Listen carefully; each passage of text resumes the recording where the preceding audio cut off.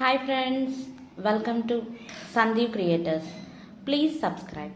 సరదాగా సాయంత్రం టైంలో అలా బయటికి వెళ్దామని కంబాలకొండ అభయారణ్యం సింహాచలం పక్కన చూడ్డానికని బయలుదేరి వెళ్ళాము. తమ్ముడు, మా చెల్లి, మేమందరం కలిపి. సో వెళ్ళగానే అక్కడ గేట్ వేసి ఉందన్నమాట. గేట్ వేస్తుంటే మరి కారులో వెళ్ళాము. అక్కడ గేట్కి తాళం కూడా వేస్తుంది. ఎలా వెళ్ళాలి అని కొద్దిసేపు అక్కడే నించొని చూస్తున్నాము. అక్కడ అక్కడ ఒక బ్యానర్ కట్టి ఉందన్నమాట, ఒక ఫ్లైయర్. అందులో ఏంటంటే ఎటువంటి వాహనాలు కూడా లోపలికి అనుమతించబడవు, ఎందుకంటే అక్కడ వన్యప్రాణాలకి డిస్టర్బ్ అవుతుందని చెప్పేసి వచ్చిన భక్తులు ప్రతి ఒక్కరూ కూడా భైరస్వామిని కాళ్ళనడకతో లోపలికి వెళ్ళాలని చెప్పేసి అక్కడ బోర్డు పెట్టడం జరిగింది. సో మేము ఏం చేసామంటే అక్కడ మళ్ళీ కారు అక్కడ ఎక్కడికైతే వెళ్ళామో అక్కడే పెట్టేసి దాదాపు లోపలికి చాలా కొంచెం దూరమే ఉందండి. 1 కిలోమీటర్ పైనే. అది హైట్ కొండ కాబట్టి మాకు చాలా కష్టం, అంటే కొంచెం కష్టంగానే అనిపించింది. చిన్న చిన్న చూసారు కదా ప్రదేశము, ఇటు అటు అన్ని మొక్కలే. అటువైపు అటు సైడు ఇటు సైడు కూడా ఇలా పెద్ద పెద్ద పుట్టల్లాగా ఉన్నాయండి. వ్యూ అయితే అంటే మనం వెళ్ళే దారి మాత్రం చాలా పచ్చని చెట్లతో, అడవి అంటే అడవిలాగే ఉంది నిజంగా. చక్కగా అలా నడుచుకుంటూ ఇంకెంత దూరం అనుకుంటూనే వెళ్తూ ఉన్నాము. అలా అక్కడ ఏంటంటే ఈవినింగ్ 5 o'clockకి మేము ఇంటి దగ్గర నుంచి బయలుదేరాము. తమ్ముడు వాళ్ళ ఇంటి నుంచి 5 o'clock బయలుదేరాము అనమాట. 4:30 ఇంచుమించి 4:35 లోపు బయలుదేరాము. అక్కడ వాళ్ళు ఏం చెప్పారంటే 6కే క్లోజ్ చేసేస్తారండి టెంపుల్, మీరు త్వరగా వెళ్ళండి అనేసరికి ఇంకొంచెం కొంచెం అప్ అవ్వడం వల్ల మాకు కష్టం అనిపించింది.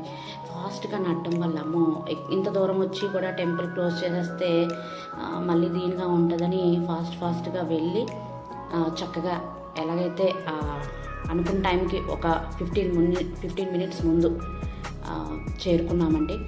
ఆ టెంపుల్లో చూస్తున్నారు కదా, అదే స్వామివారి ఆలయము. ఆ ఆలయము ఎప్పుడు కూడా పైన ఓపెన్ ఉంటుందండి. ఎండ వాన కూడా స్వామివారికి తగలాలి కాబట్టి చుట్టూ షెడ్ కట్టారు. దేవుడి పైన మాత్రం ఓపెన్గా ఉంచేశారు. చుట్టూ ప్రశాంతమైన వాతావరణం చాలా బాగుంది. చూడండి, అగో భైరవ దేవాలయము చాలా బాగుంది. లోపలికి వెళ్ళాము, స్వామివారి దర్శనం చేసుకున్నాము. ప్రత్యేకంగా ఒక రోజు అంటూ ఉంటుందండి. ఆ రోజు మాత్రము ఆ టెంపుల్ అస్సలు ఖాళీ ఉండదు. ప్రతి ఒక్కరూ కూడా ఏంటంటారు, అమావాస్య రోజు మనము ఇంటికి కట్టుకుంటాం కదండి బూడిద గుమ్మడికాయ, ఆ గుమ్మడికాయలో దీపం వెలిగిస్తారు. అసలు చాలా రష్గా ఉంటుంది అనమాట. మామూలు ప్రత్యేకంగా అమావాస్య కొన్ని ఏదో రోజులు ఉంటాయండి. ఆ రోజుల్లో అయితే దేవాలయం ఖాళీ ఉండదు. మేము సండే రోజు వెళ్ళాము, అది ఈవినింగ్ టైంలో వెళ్ళాం కాబట్టి దాదాపు ఒక 10-12 మంది మాత్రమే ఉన్నాము. చాలా చక్కగా దర్శనం అయింది. ప్రశాంతంగా కొద్దిసేపు కూర్చున్నాము.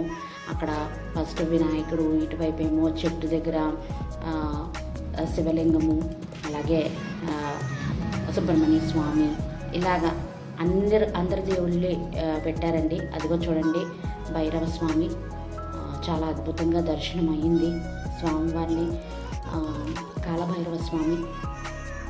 సో అగో ఈశ్వరుడు ఒక చెట్టు దగ్గర ఈశ్వరుని ప్రతిష్ఠించారు.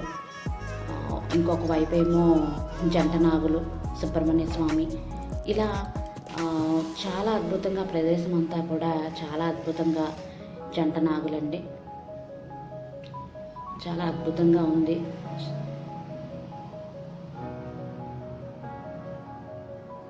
మేము కొద్దిసేపు అక్కడ కూర్చొని చాలా ప్రశాంతంగా ఉన్న ప్రదేశం కాబట్టి కొద్దిసేపు అందరం కూడా ధ్యానం చేసుకొని శివలింగానికి ఆనుకొని ఉన్న సర్పము, అలాగే చెల్లి అక్కడ దీపాలు ఉంటే గాలికి ఇలా కొట్టుకుంటున్నాయని దీపాలు సరి చేస్తుంది. So thank you for